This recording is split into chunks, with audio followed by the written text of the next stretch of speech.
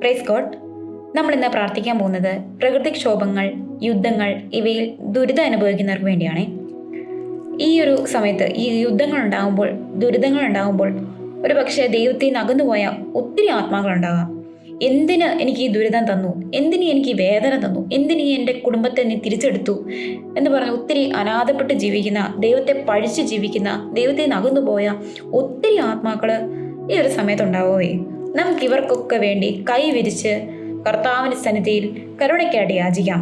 കർത്താവ് ഉറപ്പായിട്ട് ഇവരെ സ്നേഹിക്കുന്നു. എല്ലാ മനുഷ്യരെയും കർത്താവ് സ്നേഹിക്കുന്നു. ഈ ഒരു സ്നേഹം കൂടുതൽ ആഴത്തിൽ അറിയാനായിരിക്കും എനിക്ക് ഈ സഹന തന്നത്, എനിക്കൊരു വേദന തന്നത്, ഈ ബുദ്ധിമുട്ട് തന്നത്, ഈ ദുരിതം തന്നത്.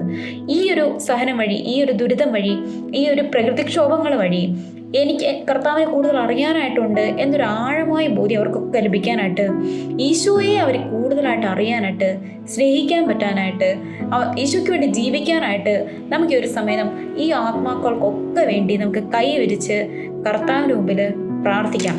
അവരൊക്കെ കർത്താവ് ആശ്വസിപ്പിക്കാനും അവർക്ക് ഒക്കെ ഈശോയെ അനുഭവിക്കാൻ പറ്റാനും, ഈശോയെ സ്നേഹിക്കാൻ പറ്റാനും, കൂടുതൽ ഈശോയെ ജീവിക്കാൻ പറ്റാനും ഒക്കെ ആയിട്ട് നമുക്ക് അവർക്കൊക്കെ വേണ്ടി പ്രാർത്ഥിക്കാം.